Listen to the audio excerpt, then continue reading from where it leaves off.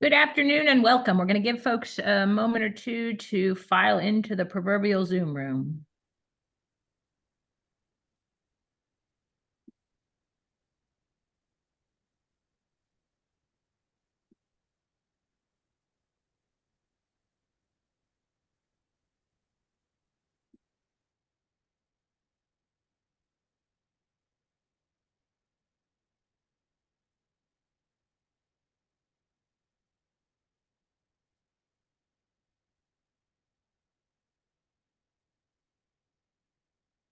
Good afternoon, everyone, and welcome to today's webinar, How Can Small Employers Capture the Value from Diversity and Inclusion Practices?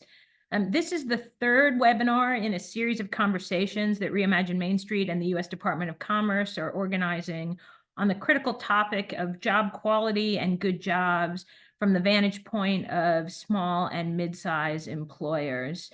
I am Tammy Halevi, and it is my distinct pleasure to welcome everyone on behalf of our team at Reimagine Main Street, a project of the Public-Private Strategies Institute.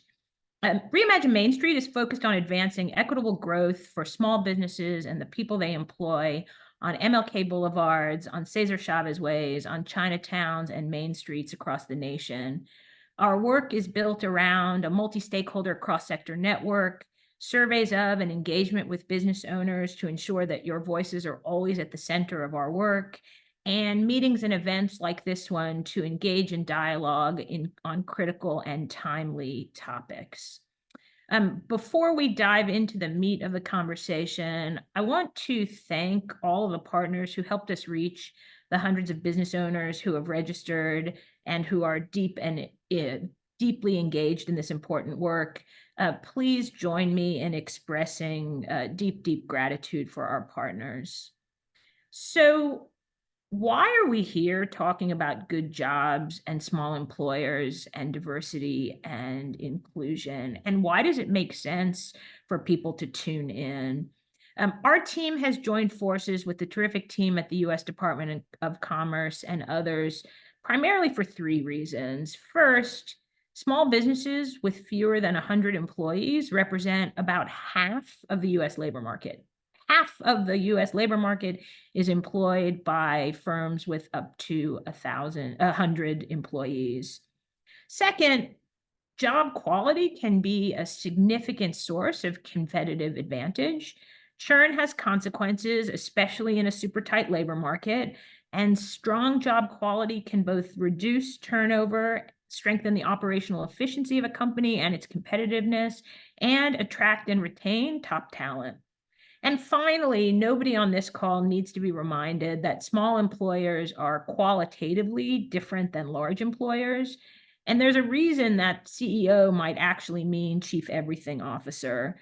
We recognize that where large employers can assign an entire department to solve a problem and create a task force for job quality, that's just not the reality for small employers. So now that you know our why, I am delighted to welcome Dave Langdon, the Deputy Director of Policy and Strategic Planning at the U.S. Department of Commerce, to offer his welcome on behalf of the department. Dave has been an extraordinary partner and leader in shepherding the creation of the Good Jobs Toolkit and a partner to us in this work. It is my distinct pleasure to welcome and thank you, Dave. Welcome. Hey, thank you very much, Tammy, for the warm introduction and for Public-Private Strategies Partnership. This series of webinars is a fantastic opportunity to reach the small business community with a story and practical guidance around how to improve job quality. Specifically, our department produced a job quality toolkit now almost a couple of years ago, which provides practical guidance to employers of all size, but especially to small and medium-sized employers around how ultimately to make every job a high-quality job. For us, the high-quality jobs are ones where every member of the workforce is respected and valued as important to an organization's success.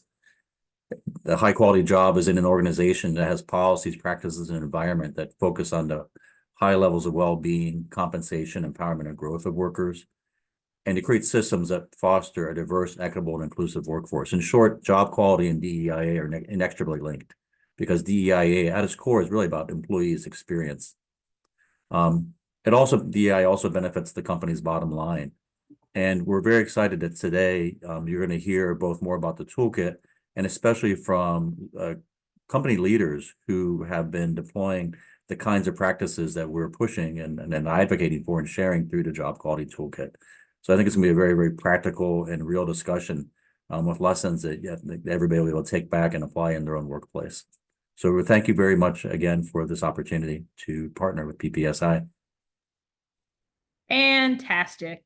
So as Dave said, the structure of the rest of the webinar will be in two parts.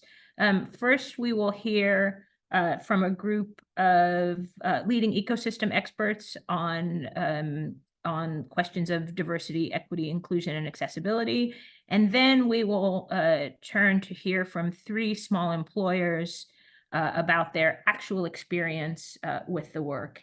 It is now my favorite part of any webinar or event when we hear directly from the people who work every day with business owners to make these topics real. Today, we are joined by three extraordinary leaders representing different parts of what we would characterize as the small business support ecosystem. I could tell you lots of impressive things about Kelly, Tori, and Reed and their organizations, but I will let them do that. What I will tell you is that they each lead incredibly important work for small employers and to advance diversity, equity, inclusion, and accessibility. And today they're going to share some of their insights, some of their guidance to help small employers. Without further delay, let me welcome Dr. Kelly Welsh, the Program Manager of the NIST Baldrige Performance Excellence Program at the U.S. Department of Commerce. Dr. Tori Staten, the Director of Equitable Economic Development for Wake County, North Carolina, and Vice President of Diversity, Equity, and Inclusivity at the Raleigh Chamber of Commerce. And last but certainly not least, Dr. Reed Jewett-Smith, the Director of Research and Policy at the national advocacy organization Disability:IN. Welcome, welcome, welcome to all three of you. Kelly, let's start with you. As one of the authors of the Job Quality Toolkit, it provides strategies and actions for small employers related to 8 distinct drivers of good jobs or job quality. And one of them is diversity, equity, inclusion, and accessibility. Help ground us in why is DEIA important for small employers and how does it create value? That's a great question. Thanks. I think I'll start with giving some very brief notions of what I mean when I say diversity or when we say diversity, inclusion, equity, and accessibility. It's a good notion to think of diversity as something that describes groups, inclusion as being something that's about feeling valued and welcome. Equity is about equal access to opportunity, and accessibility is about equal access to employment and participation. One of the kind of tried and true notions of human beings in groups is that we tend to create in groups and out groups. And that's the whole notion of you're in or you're out. And that's something a lot of folks can relate to and understand if you say someone's in or someone's out. It takes a purposeful decision to structure our social and built environment to work against that inclination. We all benefit when we do so because we fundamentally live in a diverse society. The bottom line support for DEIA in small businesses is that basically people are more productive when they feel like they belong, when they are valued, and when they're treated fairly. What does fair mean? That means they have equal access to opportunity to participate in the work that's being done. Many problems, big problems, arise when we don't engage in DEIA, in those simple notions that I gave prior, which belonging, feeling valued. I mean, these aren't just academic notions, they're human feelings and notions. That when we don't practice purposefully DEIA, that there's a loss in productivity and there's higher turnover. And it could be argued that small businesses suffer even greater deficits to their bottom line or damage to their bottom line when they have higher turnover and when they have lower productivity. And fundamentally, there's lots of studies that show that an individual who takes a new job decides whether or not to leave that job in the first 90 days, 3 months of their time on that job, the number one decider of that decision is whether or not they feel like they belong.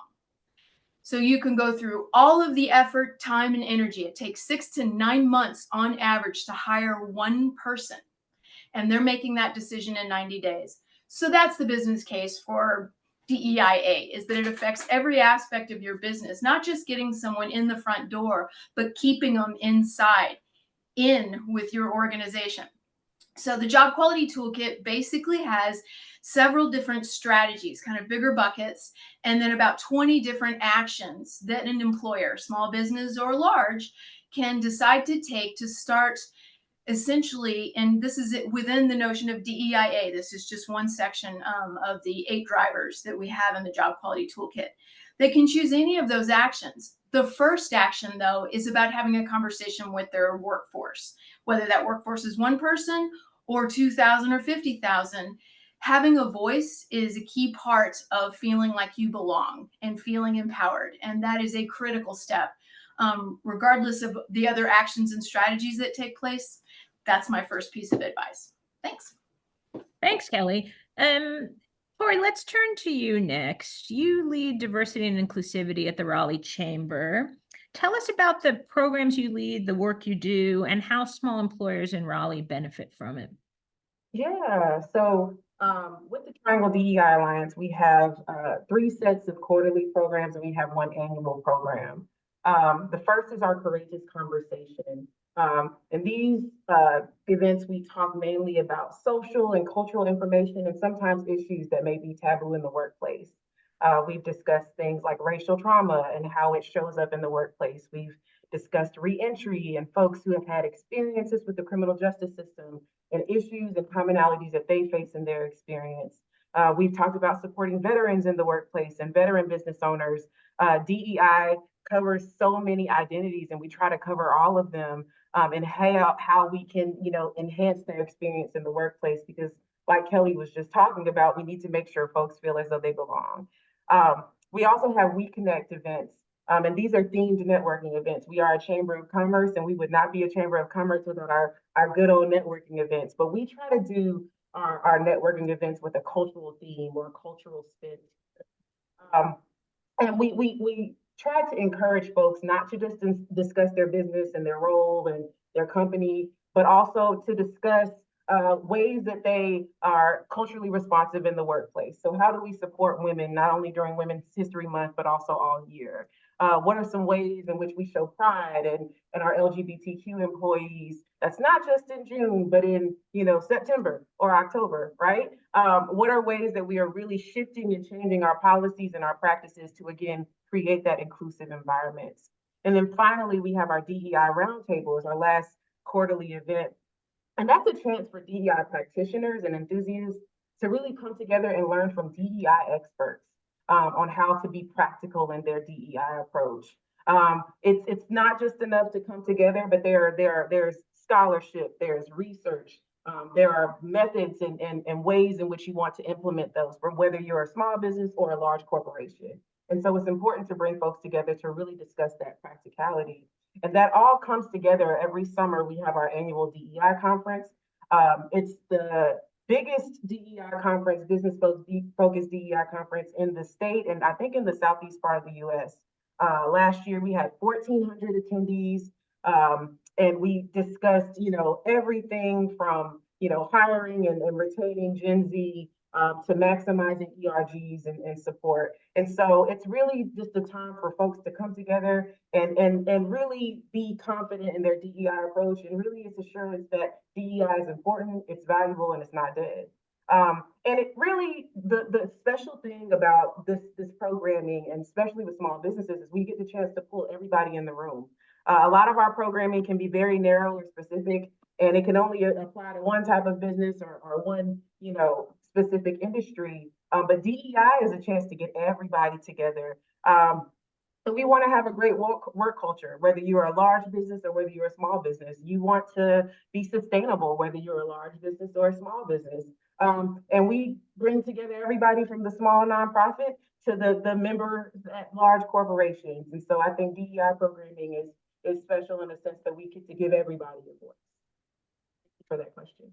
Super powerful. It's interesting, both you and Kelly talked about the importance of dialogue and engagement at driving the outcomes that sound like DEI. Of course, you are working in a particular geography, which is Raleigh and North Carolina. Reed, I want to bring you into the conversation. Tell us about how Disability In works to empower employers to achieve disability inclusion, and what are the benefits to small employers of creating an accessible and inclusive workplace from your vantage point?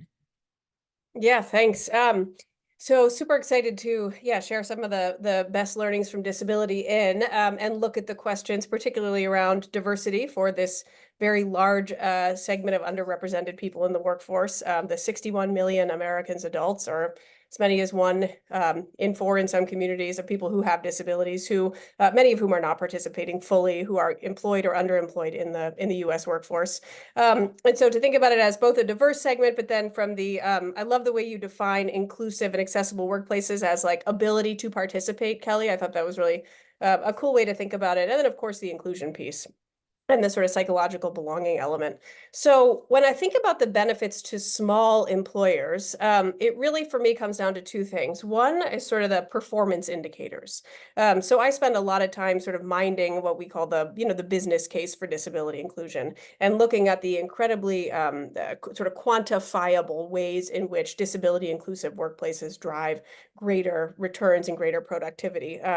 So we have a landmark study that we do every couple of years, and the most recent study that we did came back and showed us that the companies in corporate America that are at the top of their sort of inclusion metrics are actually 25% more productive on an individual level than their industry peers.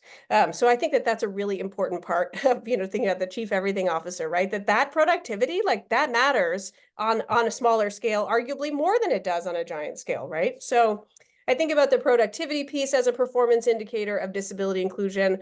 We can look certainly at the labor and talent shortages in today's labor markets. I actually also come at this small business conversation from living in rural America in a town with 1,200 people where there's only small business. And I think about this all the time. The people with disabilities, especially in places where you have tight labor markets, are an incredible asset. We also have some data, again, on larger corporations to show that disability inclusion is linked to increased profitability, to shareholder returns, to net income. So I think that's an important piece to remember. And then there's also this sort of ever important issue of reputational capital, right? And that people, like if disability is integrated, just like all other categories, into your marketing, into your communications, in the ways that you're tailoring your product development, that leads to a significant market advantage. Right? So there's like a performance piece, the bottom line piece. But then in terms of like good jobs, there's also the like experiential workplace indicators. And we spend a lot of time thinking about what is it about the specific characteristics of people with disabilities bring to the workforce, right? Not just to like our societies in general, but to their jobs, to the workforce. And we have evidence to look at the question of loyalty and retention can be much higher among people with disabilities if you invest in getting them in the door and create a comfortable and productive environment. The retention and the loyalty is there. You think about the extraordinary problem-solving skills that people with disabilities have just because of their everyday lived experience, right? And that's sort of like it's where marginality can actually lead to like an incredible advantage in the development of business. I think about the incredible innovation inherent in people's thinking, having had to like navigate a world sort of from the sidelines. I think probably, Tori, there's a lot of overlap with the way that you talk in the communities that you're talking about, like reentry and coming out of one institutional situation into another, which is the workforce. And like, how do you mitigate that, right? And think about overlaps and skills that maybe we like miss on the first pass, but you realize like, oh, those are exceptional skills. I think about it from the workplace empathy perspective, right? That by including people with disabilities in the workforce, it sort of puts everyone in a more inclusive mindset, not just the person with a disability, right? And then there's also the working across difference, right? People with disabilities are used to interacting with a society that's not engineered for them. And so they're constantly coming up with ways to put other people, it sort of into their space and to think across differences. And so I think both the performance piece and the sort of experiential workplace indicators is a really sort of important piece to tie the disability community into the conversation around what good jobs look like and mean in the US right now. I love it. Each of you has described sort of the value to small employers and to the market broadly of diversity, equity, inclusion, accessibility. This audience of small employers wants practical guidance. Kelly, you started by sharing the first step is having conversations with employees, but you made reference to a lot of other steps that are included in the toolkit. What should small employers do to get started? So the first step we talked about was that dialogue, giving some kind of voice to your workforce. And by the way, that dialogue could be, what kind of food do you want in the vending machine? All the way from that down to, we're going to start a lunch kitchen list for who's going to clean next Tuesday and then Wednesday. Now, I think a lot of this is about just participating together in daily living. And that includes the product line. That also includes how you're living and being in the space together. I mean, these are individuals that you're spending more time with in some ways than your family. So I think some of this is having this purposeful notion of built environment. And a first step, it's one of the first strategies that's suggested in the DEIA section of the Job Quality Toolkit. That section, by the way, is on the internet. It's at DOC Job Quality. You can just download the one page. You can go look at all the other drivers. But the first thing that it says is to assess the organization's equity practices. So that sounds really, kind of academic, but essentially it's go look at some assessments for equity. There could be a real surprise at all the different ways in which, I didn't mean to not be equitable there. And so there might be a lot of low-lying fruit in terms of just educating by looking at what does an equity assessment look like. And then the question is going and giving that to the workforce, because in many ways it's an individual's notion of whether or not they feel fairly treated. That's the dialogue that can start happening. Another step that comes down from that, and this is where it gets more real and grounded and serious, is the notion of institutionalizing accountability and making systemic change and not one change. So, okay, so we gave you some voice over the vending machine. That's not systemic change. That's a one thing. And that's not equal or voicing, right? So don't give sort of a band-aid to the thing and then act, because that's actually worse. The real point of this is to have some level of accountability and a social contract that's holding up that diversity, equity, inclusion, and accessibility as values that you all hold together. It's not something that's being done to people, it's being done with. So that's important. Empowering the workforce so that they don't fear retaliation. And by the way, fear retaliation could be, I don't like the paint color in our room, all the way to, I really don't like the way that we do these things, or I could do it better if it was like this, and not feeling like they're going to be punished for that at the most basic level. So that's about trust. How can you belong somewhere if you don't trust where you are? So that's where I put that one. Another one is having mentorship. Even if you're a small business, one of the biggest complaints that individuals will have next to that belonging statement, where I said they decide if they don't feel like they belong in 90 days, they decide to quit. The number 2 on that list is not being trained on their job.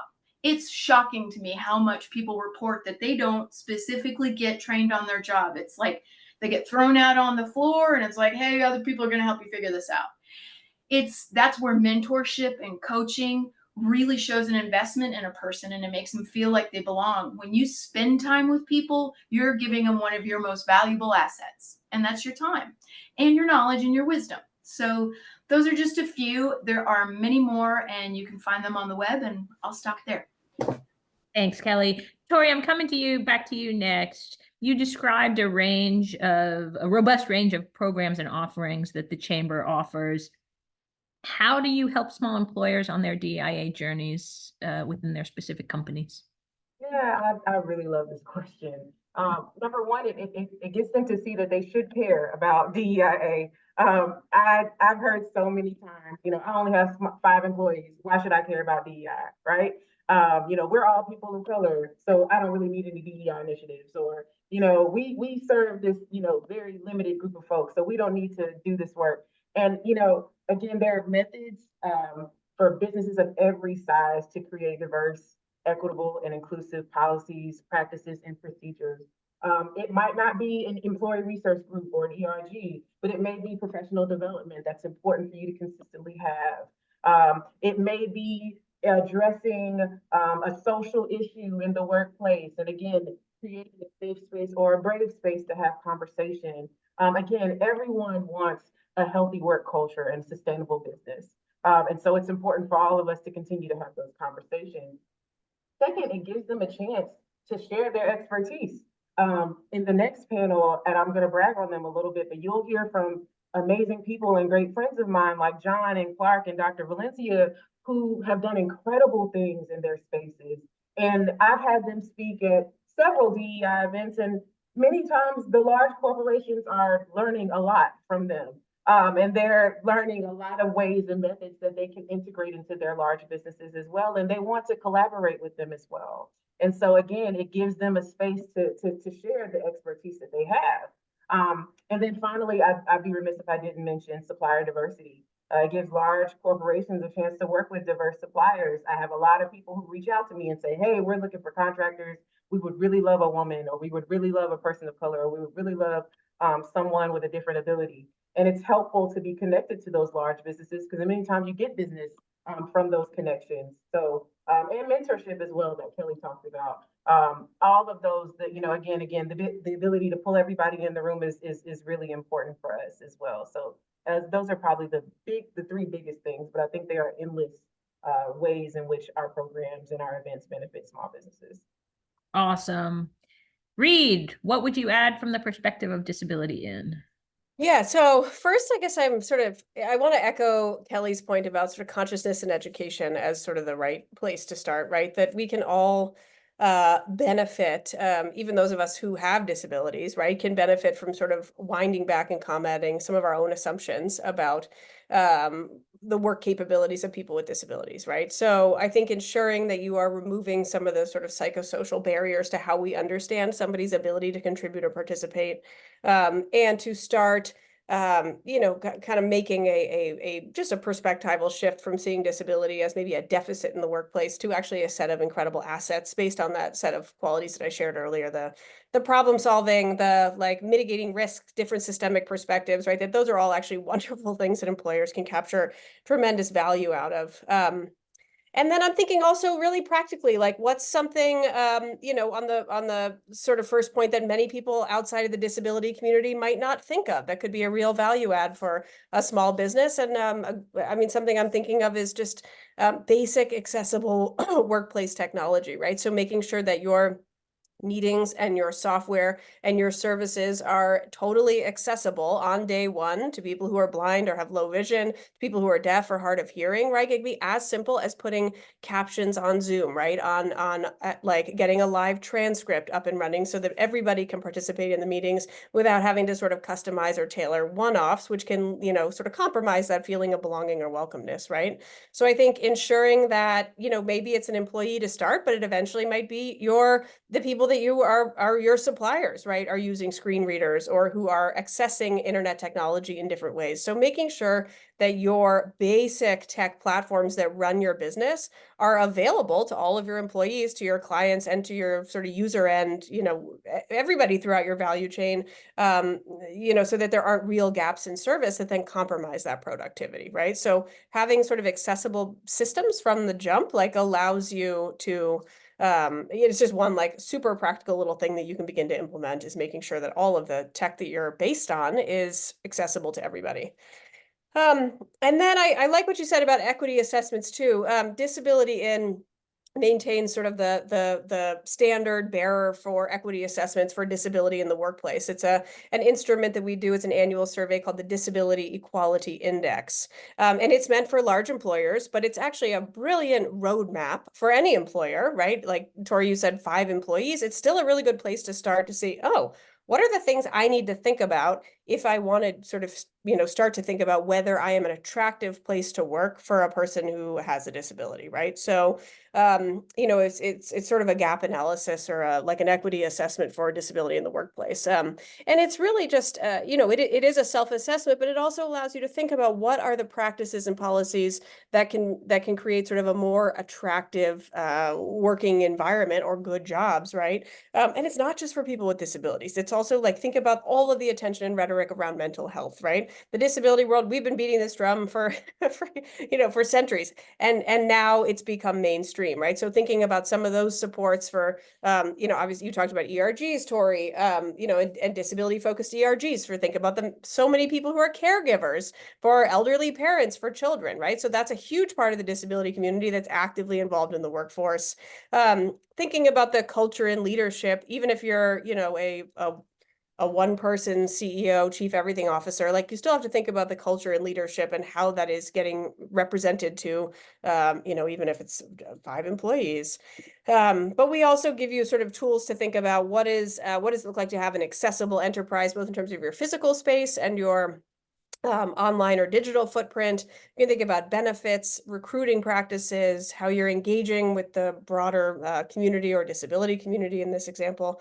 But we have sort of an instrument that allows you to kind of assess where you are and just gives you a couple of things you might think about if this is a talent pool that would, benefit your work environment. Yeah.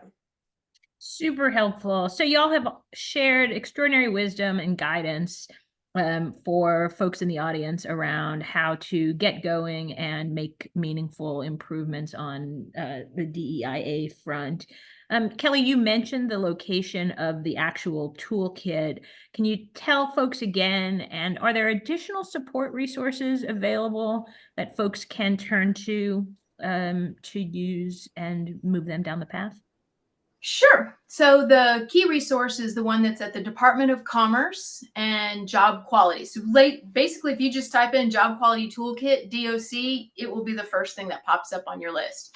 One of the points to make is that you can go to each of the drivers and you can print out a 1-page PDF and essentially look at it like it's a menu in many ways. So that's the first, obvious step to take. We have partnerships with the Good Jobs Institute. So if you were a small business and you were hoping to maybe have somebody help you along that journey in terms of making your job better or the jobs in your workplace better, they love to partner. And that's the Good Jobs Institute. And their whole mission is to help employers offer better jobs. There's also lots of good jobs initiatives with the Manufacturing Extension Partnership. If you're a manufacturer, you can reach out to your local MEP center, and they will actually also provide consulting services to you along the realm of organizational development and help make that journey kind of broken down into steps so it doesn't feel so overwhelming. I think a lot of what stops folks is the sense of where do I begin? And I would say the first place to begin is get a little more knowledgeable and then find a partner. Sounds good. Sounds good. Tori, you described the services you all offer to businesses, both large and small. But there are a number of chambers of commerce in the audience, and not everyone may have a program as well developed and thoughtful as you have in the Triangle or in Raleigh in particular. What advice would you offer your peers in other chambers and other places to create initiatives like you have, including the Triangle Diversity, Equity, and Inclusivity Alliance? Yeah. So the first thing I would say is it's important to advocate to executive leadership and C-suite members that they should care about DEI and they should continue to do the work. The Raleigh Chamber started doing DEI work in 2015 following a study of vulnerable populations in the Wake County, North Carolina area. And from the results of that study, our CEO had to be very unapologetic in her decision that DEI was a conversation that was needed and that belonged in the business community. And everyone didn't agree at the time. But then we, encountered the events of 2020, like the murders of George Floyd and Breonna Taylor and Ahmaud Arbery and more.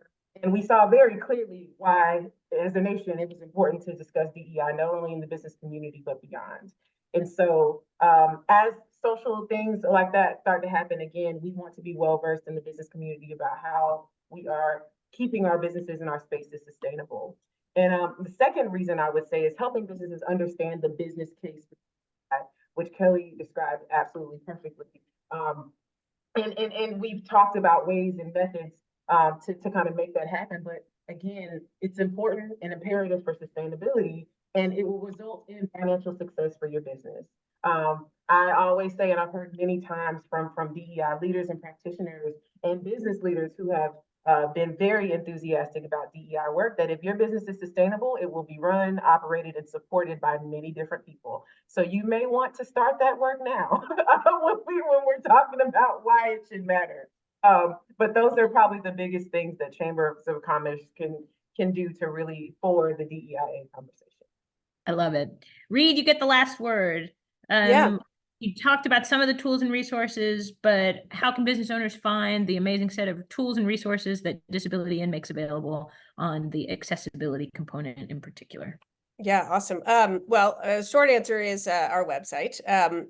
The slightly longer answer is I'm peppering the chat with some links, especially to a friend named Sharita Chandler here who's asking about service-disabled veteran business opportunities.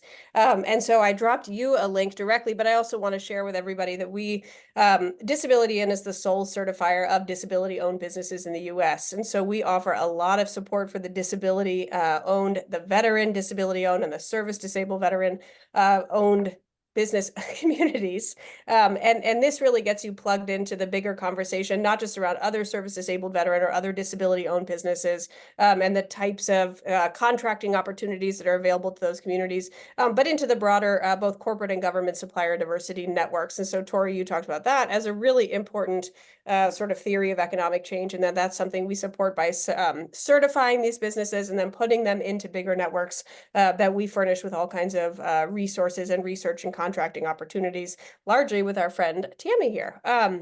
And so I want to encourage you to check that out, because I think that really is a good space where you can overcome some of the bias that you've talked about dealing with in the contracting process. So I think that's a really great place to start as a service-disabled or veteran or disability-owned business communities. But Tammy, you also asked about accessibility. So I feel like there's just some low-hanging fruit here that I can share some resources on in terms of how do you create like accessible meetings, right? That everybody can access by having different mediums, whether it's on camera, off camera, chat, verbal interactions with a live stream, with captioning, with translation services. That, like you said, Tori, the pandemic was a big accelerant. This is stuff the disability community's been asking for forever, and everyone said, no, it's too hard. And then the pandemic hits and we all do it overnight. So it's like there are ways that technology can make accessibility for people with disabilities in the workforce that much more meaningful. And then we've got tons of education resources around like disability etiquette and just sort of like starting to mind your words and thinking about that consciousness piece that we've all talked a little bit about. And then we also have some incredibly targeted resources around specific subsets of the disability community, like if you want to train managers on managing people on like with neurodiverse condition, right? Like how are you like specific things for managers or for neurodiverse employees or for different supports that get engaged with different communities. So yeah, we're our website, and I also be super happy to drop my email in the chat. So I'll send that to James to forward on, because I'm also happy to always go one-on-one with anybody to talk about these kinds of disability-related supports we can offer to small businesses. Thank you all, Dr. Staton, Kelly, Dr. Welsh, Dr. Smith, Reed, Tori, Kelly. Extraordinary resources, extraordinary insight. And I know the audience joins me in thanking you all for taking the time and sharing your wisdom. It is now my great pleasure to welcome three small employers who have perspectives on actually doing the hard work and heavy lifting that our first panel described. Please join me in welcoming Dr. Valencia Hicks Harris, the founder of Empower All Incorporated, Clark Reinhardt, the CEO of Local Coworking, and John Samuel, the co-founder and CEO of Abler 360. You guys are in for a treat in the audience to hear from these three extraordinary leaders and employers who will share more of their DEIA journeys. Welcome, Dr. Valencia, welcome, Clark, and welcome, John. Before we hop into the conversation, I would love for each of you to share briefly something about your organizations, your companies, so that folks in the audience know who you are and what you do. Let's start with you, Dr. Valencia. All righty. Well, good afternoon, and thank you so much for inviting me to be a part of this. My pen and ink is running out because the first panel was truly powerful and I learned a lot.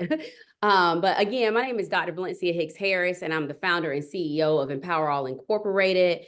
We're a nonprofit organization. We are still novice, still brand new, established in 2021, where we recognize that there are racial and gender gaps that continue to persist in STEAM careers.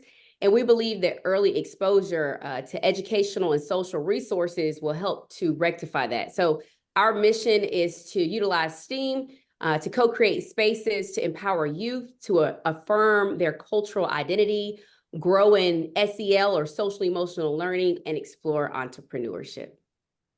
It's awesome. John, tell us about Abler and what you all do. Thank you so much. I think it's important to kind of share a little bit about my background before I get into Abler, but Abler itself is a disability inclusion and accessibility organization. But this topic and this mission of ours is really a passion of myself because it impacts me on a daily life because I am blind myself, but that wasn't always the case. And when I started losing my sight, I didn't think anyone blind could ever live in North Carolina where I grew up. And so I left, and then my journey took me all around the globe. I ended up going out to India, to New York City. I started my first small business in Africa, and then came back and moved to DC. And as I was going around the globe, I was running away from the fact that I was losing my sight. And I thought people would see it as a liability. And when I ended up losing my sight and no longer able to see my computer, I thought my career was over. And that's when I came back home and I couldn't find a job. And I thought everything was over. I had a wife, I had a baby. I didn't know what was going to happen. And what I didn't know at the time was that people who have a disability are twice as likely to go into business for themselves. And that drive helped me to connect with an organization called LCI, who is the largest employer of people who are blind in the country, but they're a manufacturing company. And they wanted to start a new business that was focused on creating upward mobility for people who are blind in tech. And when I heard about this, I jumped at the opportunity to start this new business for them. And that's what led to the formation of Abler. It's fantastic. Clark, last but not least, tell us about localcoworking.com. Yeah, thank you so much, John. Huge fan, Valencia. So good to see you. I'm a connector by choice and a storyteller. And my work really centers around the intersection of community engagement, community development, and economic development. And I've used the lens of creating local and regional co-working models to build these unique entrepreneurial ecosystems, mostly in the American South, but now slowly over time in different markets. And it's been a privilege because I get to meet so many incredible people. I get to hear about their lived experiences and their stories in small business. And honestly, it makes me a better founder of a small strategy and consulting shop because I have so many incredible friends, mentors, and colleagues and people in my balcony like John and Valencia. So that's a little bit about me. And Local Coworking is a directory and a consulting shop for folks who are trying to figure out what to do in this work from home hybrid world where we're yearning to be with each other to still engage, but also want some flexibility because of the lives that we want to live that are not just about necessarily the work that we do. Amen. Clark, I want to stay with you. What are some of the Stay with me. I'm ready. What are some of the actions you've taken to advance diversity, equity, inclusion, and accessibility at local co-working? And how Yeah. would you characterize what it has done for the business and for your team? Yeah, I think first and foremost, I've listened and had a posture of knowing that my lived experience is not the lived experience of other people that are in the company, that are friends, like Valencia in particular. I mean, we're close personal friends and also professional colleagues. Hearing stories, Dr. Staten, who was in the previous panel, is a close personal friend of mine, and her friendship and involvement in my life has helped me to see the world differently as a young, well-meaning white person that lives in the urban core in North Carolina. I'm learning to recognize the things that I don't know. And I have enough friends who have been willing to invest in my life to say, hey, here are the things that you will probably never know. But here's my experience. And then to just have that posture of humility, to have a bit of social and emotional awareness, as Valencia mentioned before, as a founder, and to also be willing to ask questions and to not say the right thing in the beginning, but to hopefully have enough relational equity with folks in my network for them to know that I'm working to build a more diverse, equitable, and inclusive business, and to ensure that all of my employees, friends, even clients, know that that's a top value for the kind of company that I'm building. I love it. Dr. Valencia, coming back to you, Empower All is inherently inclusive by the mission, but how do the values of diversity, equity, inclusivity, accessibility show up at Empower for All?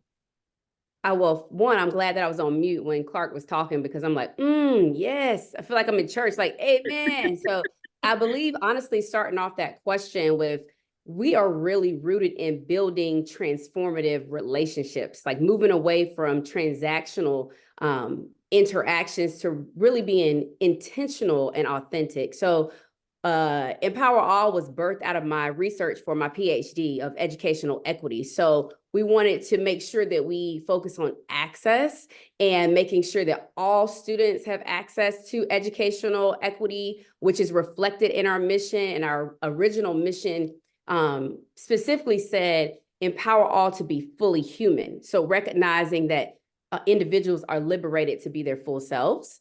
So we focus on inclusive spaces, and in panel one, they talked about belonging. So we place the emphasis on that, where every student makes sure that they are feel seen, heard, and have value. We're bold and honest and say that we focus on the cultural affirmation. So we believe that you have to name it, right? Even don't shy away from it. So recognizing the cultural identity and valuing diverse cultural backgrounds and diverse thought. Again, pushing back on access and accessibility, making sure that we can find ways to bring STEAM education, making it more accessible and relevant to all students, whether they're in a Title I school or a low-performing school. So making sure that we can go into those communities. And then, again, piggybacking off of what Clark shared of storytelling. So we speak truth and have courageous conversations. We confront the uncomfortable truths and foster collective healing through the courageous conversation. So ultimately, our mission, our vision, and our core values are dedicated to diversity, equity, inclusivity, and accessibility in education. And I just love that. John, your business model is actually a solution for diversity, equity, and disability and inclusion. How do companies work with Ablr? How do you advance that solution across kind of the business ecosystem? Yeah, for sure. As I mentioned before, when we started thinking about the launch of Ablr, we were thinking about these challenges I faced in my own lived experience. And so that included the digital divide, the accessibility barriers. There were so many times when I went to a website, I just couldn't apply for a job because the online application just wasn't accessible.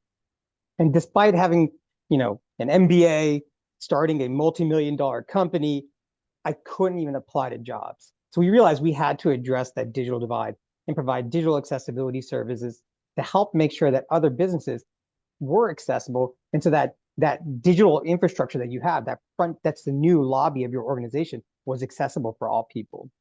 The second piece was the disability inclusion and training, because we had to change the mindset of people in organizations. So we created this disability inclusion training. And this was because when I used to go to interviews, people didn't know how to engage with me. They were scared about saying the fear of saying the wrong thing, that they didn't want to talk to me sometimes.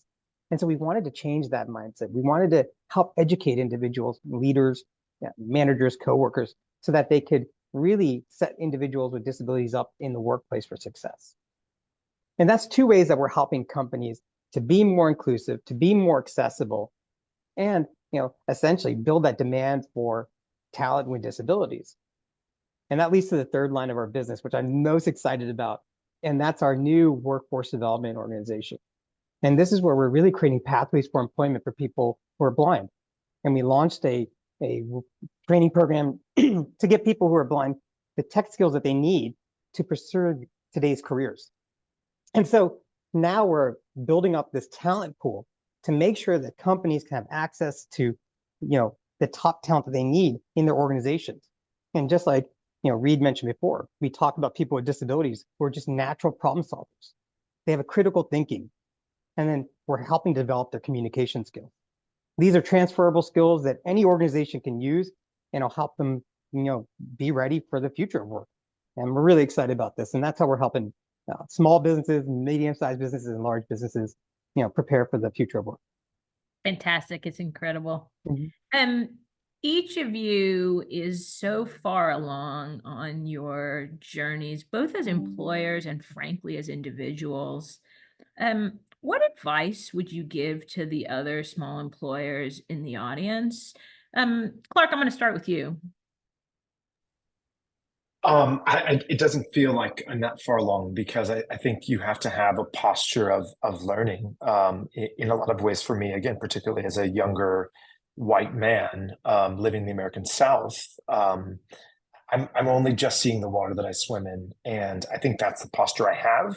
My encouragement to folks who are on the webinar and like, oh my gosh, we're learning so much, like where do I start, would be to start somewhere, and to hopefully continue to build the relational capital in your professional networks to where you have access to the resources and ultimately the friendships, both personal and professional, in your network, to where there are other businesses and founders that are peers and mentors, to say you might think you've come a long way. However, there's always room to grow. And so I think, again, posture being one of learning, and then second, starting somewhere. Attend a conference like the one that Dr. Staten hosts, joining a webinar like this, like keep it going, but just don't stop there at something that could feel like a checkbox. But continue to ask the questions of, are people being seen? Are my employees being seen? That has been a good guiding principle for me. Thank you, Clark. Dr. Valencia, what would you add? I just love following Clark. I mean, he sets the stage very nicely. Ultimately, I mean, we're on a call talking about diversity, equity, inclusion, and accessibility. So embrace that. I believe in leading by an example. I don't do anything or ask my employees to do anything that I wouldn't myself do. Prioritizing well-being and mental health. We are in a mental health crisis. I'm tackling it, focusing on our youth, but ultimately all of us are facing that. So figuring out ways to make sure that your people are well, having that effective communication, being truly transparent. You will hear me say, I dislike it when people talk east and walk west, right? So make sure you say what you mean and mean what you say. Offer opportunities for continuous learning and professional development. truly allowing people to not stay stagnant, but the upward mobility and advancement in their careers. Tying back into the belonging, recognition and rewards, incentivizing or sharing what someone is doing well really helps people to make sure that they feel valued in a business or in a organization. And then lastly, I have to lean on resiliency and encourage a culture of innovation and continuous improvement. Again, I'm a STEAM educator, so with our engineering design process, it's a cyclical, iterative process where we're always learning, changing, and growing. So let's continue to foster innovation. I love it. And John, bring us home. Last but not least, Mhm. thoughts on advice for other small employers. No, thank you so much. This is awesome. I think, the word intentionality comes out there. We have to be intentional about these actions. And so when I think about that from an accessibility standpoint, make sure that your website is accessible. Take that first step, make the accessible website, make sure your job applications are accessible. And that's just being intentional about that first step. The second thing is, when it comes to hiring employees, go to where people are. You may sometimes say, oh, we had a job application. People aren't applying. But if it's not getting out to the people, if you're not being intentional about where you're sharing your job applications, you're not going to find the people, this diversity that's out there, because you need to meet people where they are as well. And then third is, reach out to champions in your community. I'm lucky that I have some amazing champions right here in the Triangle, and that one of them is Tori, at the Raleigh Chamber. We have a robust DEI community who has, that Tori is the catalyst around. And it's because of her that when it comes to, sharing a platform, she's the one who's allowed me to, speak and share my story and share the work of Abler, which has been amazing. We're so thankful to the Chamber. But also, when we launched the Workforce Development Organization, Tori was one of the very first people I reached out to talk about this. I'm like, Tori, where can we get these individuals in front of other organizations? So really take advantage of the Chamber and great partners in your community. But as I wrap up with this, I think we need to also give each other grace, and that includes yourself, because when we think about DEIA is a journey, but we have to take that first step. Wow. Y'all are phenomenal. Let me, I know everyone who's listening is, standing in their chairs and snapping and clapping. Thank you, Dr. Valencia. Thank you, John Samuel. Thank you, Clark Reinhardt. What a powerful and inspirational set of experiences and guidance. Just super grateful. Please join me in thanking all 6 of our discussants or panelists today. Dr. Kelly Welsh from the Department of Commerce, NIST Baldridge, Dr. Reed Jewett-Smith from Disability In, and Dr. Tori Staten from the Raleigh Chamber. You all left extraordinary wisdom and resources with the group. It is now the end of the webinar. Going to share with you all a couple of additional resources to get going on your good jobs journey.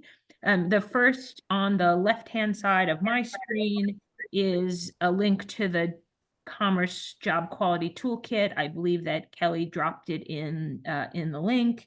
You can also visit our website, reimaginemainstreet.org, to find additional content on good jobs. With that, I encourage you to visit both of our organizations on the web. We thank you for taking time this afternoon to engage in this session around the value and importance for small employers of diversity, equity, inclusivity, and accessibility. What a phenomenal group of leaders who joined us. Thank you, thank you, thank you, and enjoy the rest of your afternoons.